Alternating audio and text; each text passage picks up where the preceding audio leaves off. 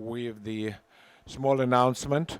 Let's first of all invite our panelists up to the stage. Please.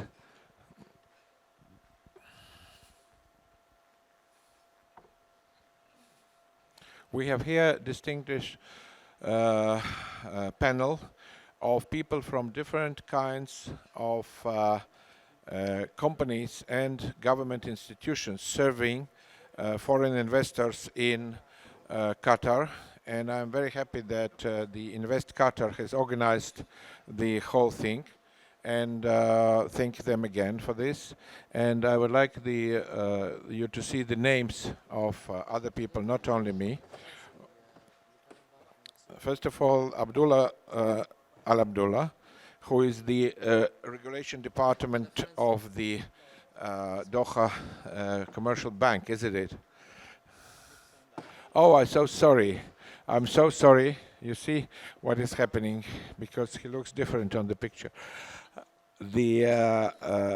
Our man in the KP, Abdullah Al-Abdullah, representing the free zone of Qatar. And can you please introduce yourself? So, my name is Mariam Al-Malki. Thank you so much, first of all, for having me here. My name is Mariam Al-Malki. I'm part of the investor relations team at Invest Qatar. Morning, Assalamu alaikum. Good morning, everyone. Welcome to Qatar for those who are joining us in this conference and exhibition. Mohammed Al-Imadi, I'm the Executive Director of Investment and Incubation at Qatar Development Bank. I'll delve into what we do, hopefully, in the panel discussion.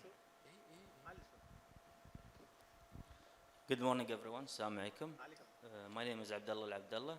I'm the Director of Regulation Development and Compliance at the Qatar Free Zone Authority, and I look forward to this important discussion during the panel. Okay, so here we are. The Qatar Investment has very kindly provided us with this lineup of the people who will try to explain to us how to do business in Qatar, what is needed to do business in Qatar, and if we'll have some time, perhaps answer a couple of questions, right? What I would suggest that we start with you, Abdullah, and you will tell us one sentence about the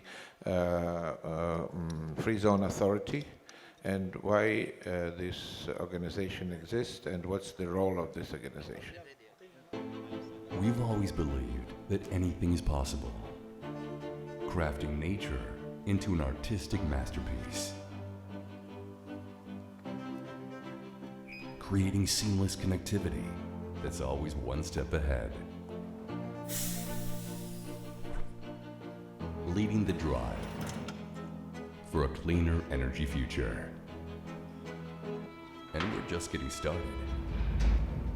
We're enabling the next generation of thinkers and innovators, accelerating global trade via a world-leading logistics hub, building future-ready smart cities, and welcoming a diverse global community. So, where's all this possible? Qatar. Progress made possible. Thank you, Invest Qatar, for this little glimpse of what you're capable of doing. And perhaps I will give you the word, Miriam, because you represent the Invest Qatar. And tell us in a couple of words, with a brief explanation, what your entity represents and what is your role in supporting the foreign investment in Qatar. Sure. So at the Investment Promotion Agency, we operate under the Invest Qatar brand, which acts as an umbrella organization for anything related to FDI attraction. We work closely with licensing platforms as well as key stakeholders in the country like QDB and the free zones in order to simplify the investment process for investors and bring in investments that is in line with the economic development goals for the country and the national vision for 2030. Thank you very much. You mentioned QDB. What role has QDB in this process? Can you please brief us a little bit about this?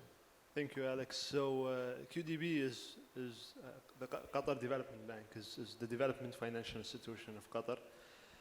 Our core mandate is to develop the private sector in Qatar and mainly support the contribution of the non-hydrocarbon business and activities to our overall GDP. We aim to achieve this through a few pillars that we rely on as Qatar Development Bank, and we do this with partners as well. The first pillar is the access to finance. So Qatar Development Bank today operates a banking function that provides access to finance through multiple products, whether it's local financing or even international financing to export the local products to international markets. The other element of access to finance is access to finance through capital. So we run a venture capital fund that invests in innovation, technology companies, and venture capital as the class. The second pillar is access to markets. So access to market is an important element for us at Qatar Development Bank, because if you have nice products, you provide it with the capital, you need a market to sell these products to. And through the access to market, we play different roles. In the local markets, we work very closely with the government agencies and with the government entities to provide access to local contracts and government contracts for our manufacturers, service companies, and others. And we provide access to the international market through our export promotion, development, and financing agency, which Qatar Development Bank runs. The third pillar is access to capability development and knowledge. So Qatar Development Bank today operates most of the accelerators and incubators in Qatar. We have multiple incubators and accelerators, and for the sake of this discussion as well, Qatar Development Bank runs the Scale 7, which is the Creative and Culture Industry Hub. And the Creative and Culture Industry Hub is specialized on developing multiple subsectors, of which jewelry is one of the subsectors that we operate and we support. We've supported multiple Qatari entrepreneurs operates in the jewelry space. Some will be presented as well on the exhibition during the next 5 days. The last pillar is access to, we cover the capability, we cover the market, the financing, and the access to information. So QDB also works very closely with the SMEs on the market to provide market insights about what are the sectors of focus, providing some statistics about the market to ensure that entrepreneurs, SMEs, and corporates in Qatar, and whoever wish to operate in Qatar, have enough data and the right data to build business decisions. So this is pretty much on what we do in Qatar Development Bank. So let me understand. So if the foreign entity or the foreign investor or the foreign entrepreneur will come and open the business in Qatar, you can both provide help in reaching local markets and to reach, for the local company to reach foreign markets as well, be it in GCC or in other countries, right? Yeah. Let me just emphasize, because I think this is important for the investors here today. We recently, 2 or 3 months ago, QDB, no, even less, I think, last month we launched the QDB 2025-2030 strategy. And we have a lot of emphasis on that strategy, on opening up our offerings to international markets, to international companies that operates in Qatar despite the ownership. So if you look at what we have done previously, we were very much focusing on local Qatari-owned company. On the new strategy, we are opening up our offering to all entities operate in Qatar despite the ownership structure. And we provide the support as long as it's a company that operates in Qatar or wish to expand from Qatar, then there are multiple options and multiple support mechanisms that we provide. Thank you. This brings me to you, Abdullah, about the Qatar Free Zone. What Mohammed just said is that they will provide help to companies operating in Qatar. Can you give us some brief information? What's the difference between the Qatar Free Zone and the so-called inland company? And will the free zone status help companies to achieve some more attainable goals when they set up a company in your free zone? So thank you, moderator, for giving me the floor. First of all, I would like to explain that the Qatar Free Zone Authority was established in 2018, and its mandate is to attract the FDIs, foreign direct investment, to set up their businesses in Qatar and expand through Qatar and regionally abroad. So our mandate is to first attract these foreign direct investment to open their offices in the free zone, as we are, the authority on 2 free zones. One is near Hamad International Airport, and the second one is near the Hamad Port, which is the shipping port. Also, I would like to emphasize that the difference between the free zones and the mainland is that the free zone is considered a separate jurisdiction and an offshore jurisdiction. However, our proposition is that any company that opens in the free zone will be able to also access the mainland when dealing with their operations. Thank you. That's very important. So I come back to you, Miriam. The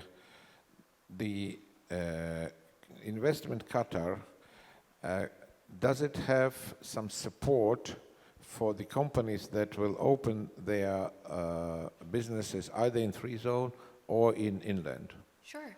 So we exist to simplify the investment process for investors and make it as seamless and as smooth as possible. So the way that we do that is, let's say if an investor comes in, we help provide them with market insights and more information on the regulatory framework in order for them to make an informed decision. Once they're deciding to come to Qatar, we organize fact-finding trips and meetings with the ecosystem and the stakeholders in order for them to be more confident in their plans. Once they decide, we help them out throughout the establishment process, and once they're established, the relationship doesn't end there. We have an ongoing aftercare program, so we make sure that the investors remain in Qatar and succeed in Qatar. So we provide basically the connections, the resources, and the right environment for investors to thrive here. Thank you very much. Allow me to go back to the free zone. I'm just jumping from one to another because the conversation organically leads to this. So what will be the advantage of the foreign investors, especially in our business, diamonds and jewelry and gemstones? What will be the advantage of opening the business in the free zone or inland? Why we should go to free zone, and why it's better than opening the business inland, if it is? Well, to answer your question, the Qatar Free Zone Authority offers an advantage for all kinds of businesses seeking to establish themselves in a dynamic and safe and investor-friendly environment. With the state-of-the-art infrastructure, we provide corporate tax incentives, easy access to the global market, strong regulatory and security framework, which ensures safe trading and manufacturing of high-value goods like diamonds and other precious stones. Also, we would like to note that we also offer 100% foreign ownership, which means that international companies can fully own and they do not require a Qatari partner. Also, there will not be any custom duties on imports coming into the free zone, or when it comes to re-exporting their goods outside of the free zone to any other countries. Holistically, we provide our investors with a strategic foothold in the global diamond trade. Thank you very much. So it's really very important for our industry, which moves and deals with the very expensive material, to have the environment where first they have the full ownership, and second, where they are not required to pay custom duties and taxes. Thank you. Yeah, if you want to add something, please go ahead. Okay. So coming back to you, Mohammed. The Qatar Development Bank is supporting mostly startups and SMEs in the private sector, right? So how does it contribute to the Qatar innovation and creative sectors like jewelry, diamonds, and perhaps some other industries that might come with the development of these two?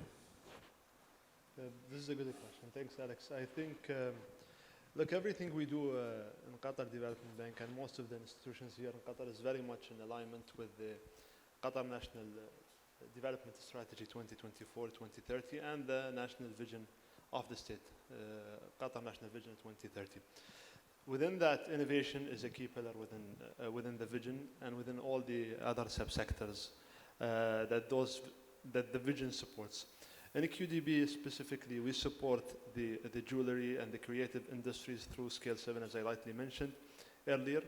So Scale 7 established itself in 2021 as a fashion incubator and accelerator. When we first started it,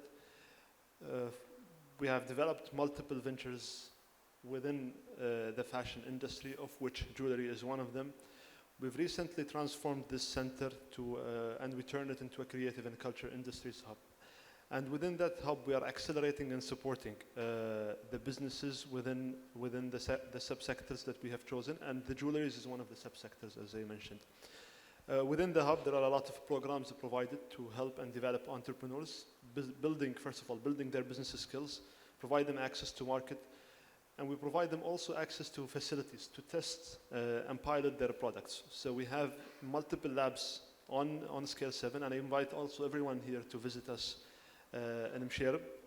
The building or the facility is located in M7 building in Msheireb, which is not very far from here. And within the facility, we have multiple labs to help entrepreneurs test their products.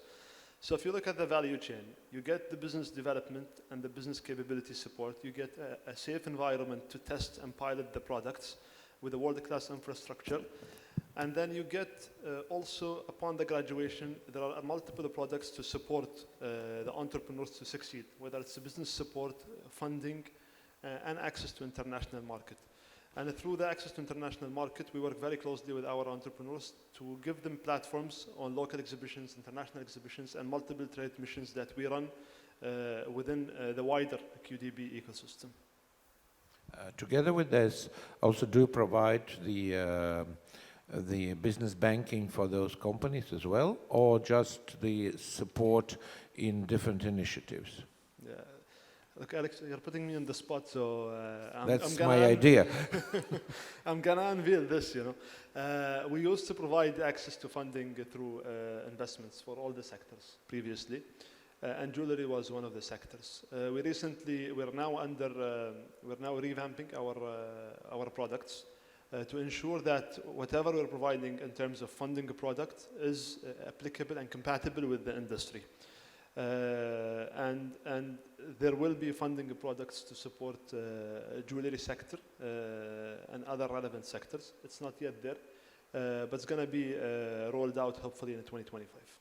Thank you very much. Actually, it's very encouraging news what you just said, because we need the support of banks for all of us what we're doing.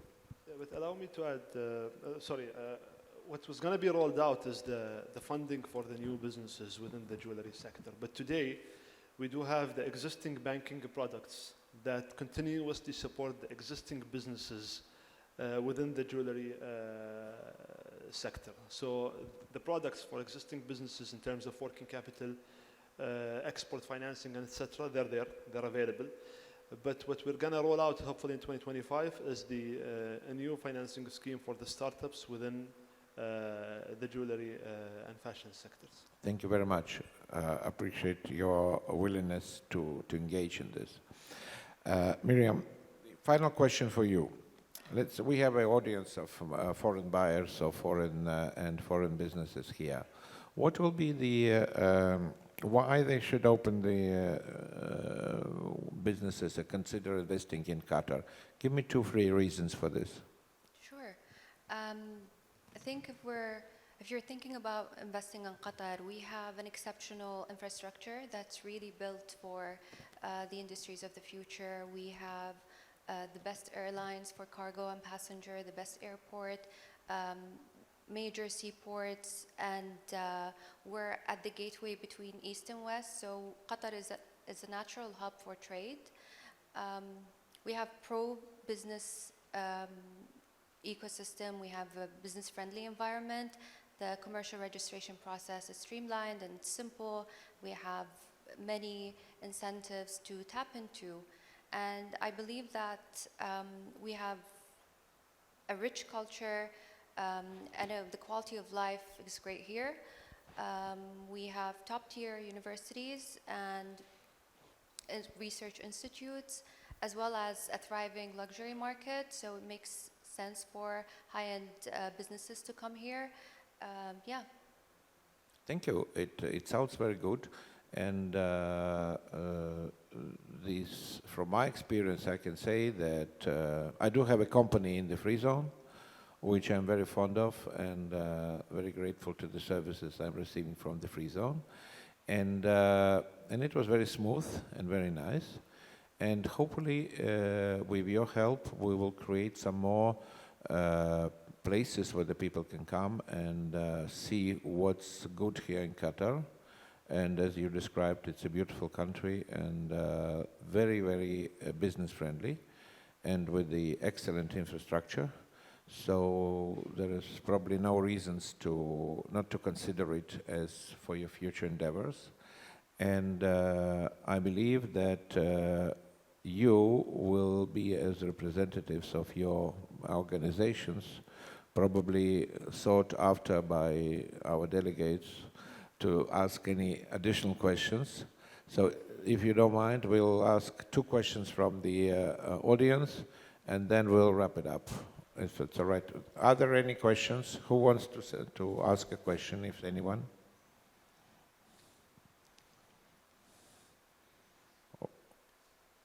Well, it seems that everybody understands. Oh, here, Ferial, please. Thank you very much. It's been a very interesting chat and a new discovery for many of us here in Doha. It was really interesting to learn about the setup that you've developed to support startups and the incubators that you've got, especially the funding that will be available. Linked to your national development plan, I'm highly interested in the innovation platform. Have you seen or been exposed to a type of innovation that has been pushed out from the jewelry sector coming out of Qatar that you want to share with us? Who volunteers to answer? Mohammed? Thank you first of all for the question, and I'm glad that, first of all, you're recognizing the business ecosystem. And I think as my friends and my colleagues here mentioned, we've built an a world-class infrastructure when it comes to business industry. And I truly invite everyone to come and visit us on our creative and culture industry hub in Msherib.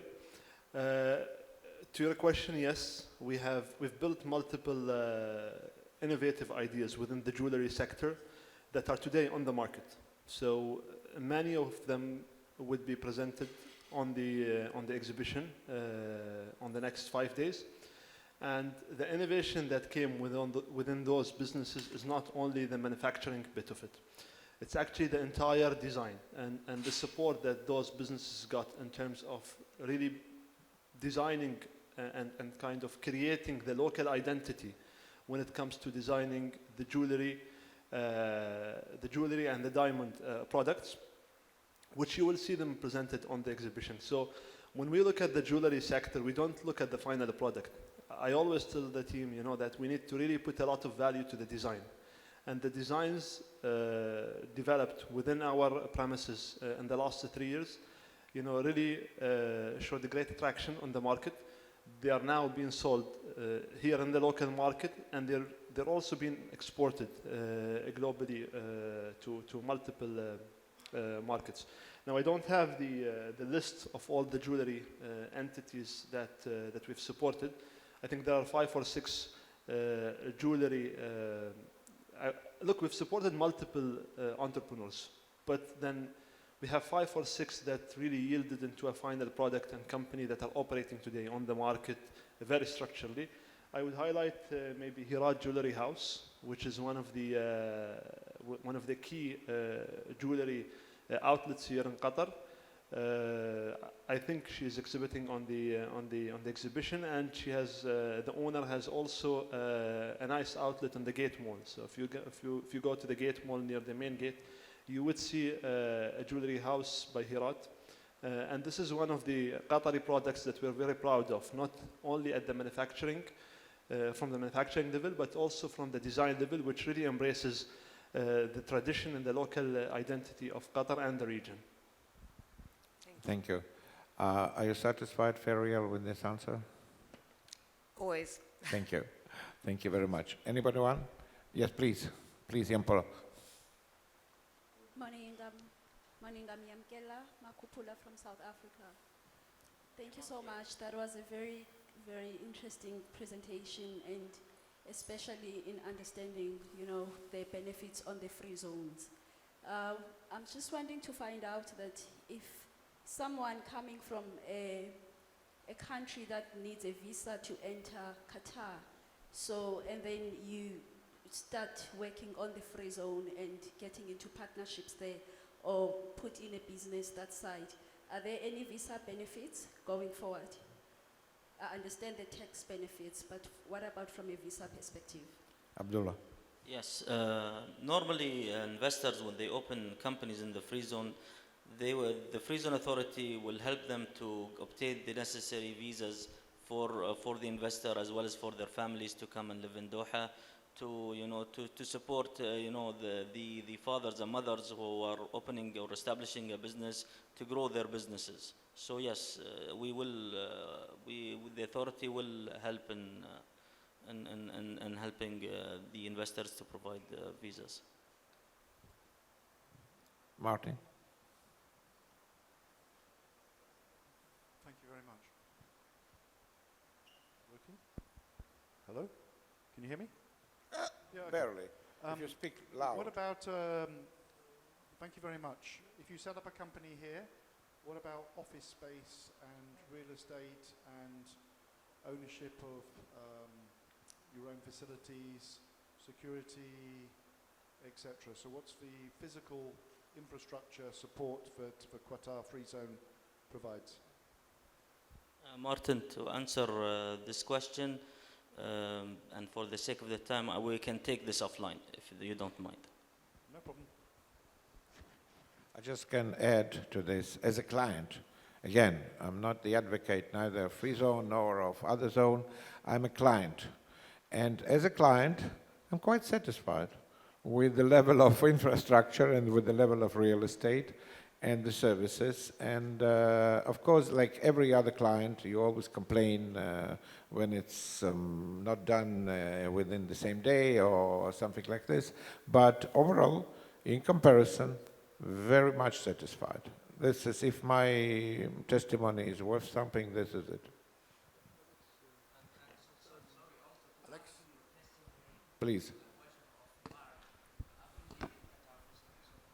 Can we have a mic, please, Ambassador? Yeah, to add to your testimony, to the question of Mark, being living in Qatar for some time, Qatar is one of the safest countries in the world. So Well, for the security, you don't have to worry about it. Well, it's probably the safest. Okay. Everything I lost in taxis and Ubers and cars and other places, including valuables, was promptly returned to me by everyone. So I can testify to that too. Sorry, Mohammed, please. Thank you, Martin, for the question. And allow me to address it. In terms of safety and security, I think Mr. Ambassador just highlighted, I think it's really one of the safest countries in the world. So I usually leave my I forget usually to lock my locker in the gym, for instance, where my wallet is in, my watch, my mobile, and then you come back, everything is there. So it's super safe. And I think everyone lived in Qatar have witnessed that. That's in terms of security. And I think it's a very family-friendly country. You can feel safe, having your kids hanging out, safely. And I think in terms of the infrastructure, we are today in one of the spots where we are enjoying a world-class infrastructure. Services, the quality of services is extremely high. In Qatar, healthcare I think the world-class healthcare in terms of public health and private health, health providers as well. So I think it's the perfect business environment and the perfect place also to live, you know, especially for those who are living with the family. And allow me here to highlight, Alex, and I know that you're a bit cautious of time, but we've recently, in Qatar Development Bank and in collaboration with Invest Qatar, our partners, we've launched what we call the Startup Qatar Investment Program back on 2024 on the Web Summit. And within that program, we've unleashed our capital to invest on international companies who wish to relocate part of their businesses, whole or part of their businesses to Qatar. It's been a very successful program. Hopefully, in the next 3 weeks, we're going to announce the outcomes and the numbers.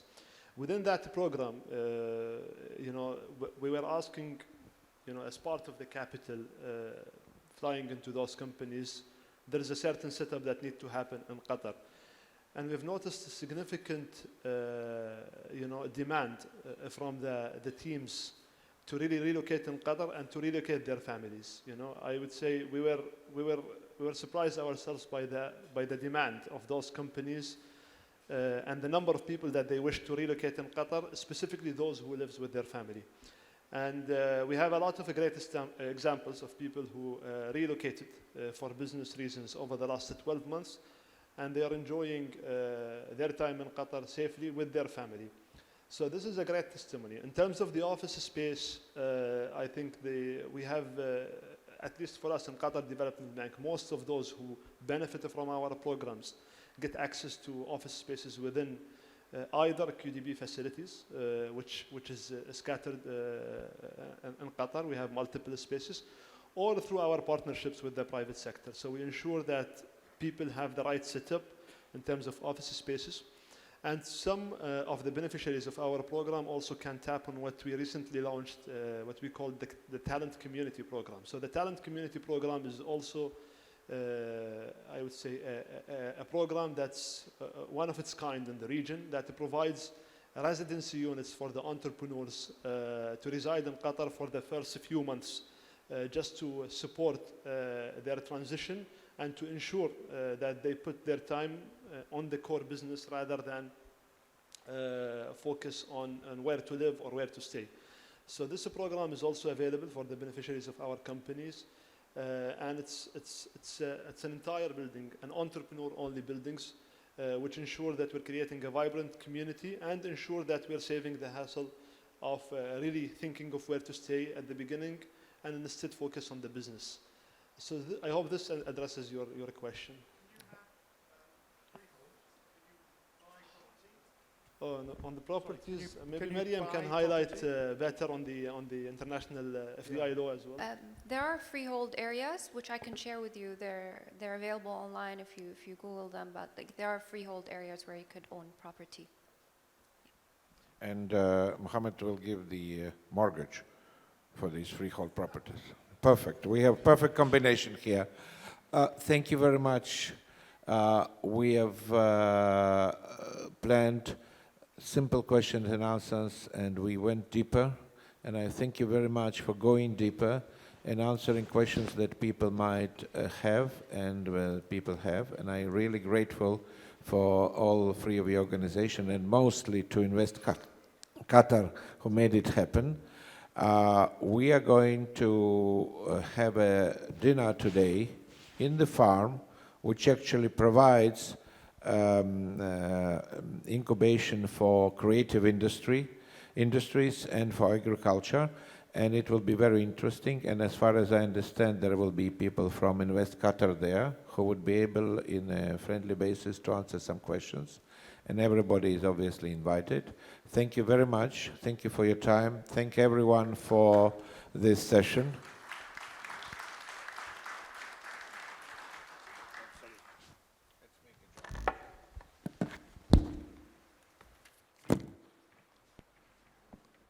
Thank you very much, everybody, for being here this morning. We are waiting for the photographers to take the pictures. Meanwhile, there is some... Is Irina in the room? Irina? No. we are breaking now, and we will come back here at 12:30 for lunch on the terrace where you had it yesterday. And then we'll have the first panel of the day, which will be moderated by Dr. Frank Muller for an hour and 20 minutes, an hour and a half. And then we'll get to the point that we are going to go to the farm. Everybody is asking, of course, how that is going to work, because there is going to be transportation from both the net and from Rotana. We will update you during the panel of how that is exactly going to work.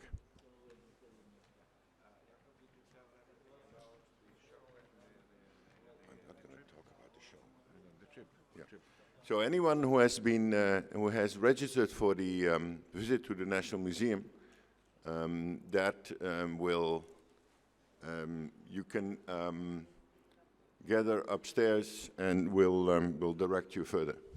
It's, to be more precise, 10 to 10:30, from the main entrance to hotel, there are buses taking people to the National Museum on the very interesting tour, and I greatly recommend this. And we reconvene for lunch at 12:30. And after that, we continue our program. The reason we are doing this big break is the presence of some ministers and the Prime Minister in some of the meetings, which are private meetings. And I hope everybody will have a good time when some other people will work. Thank you.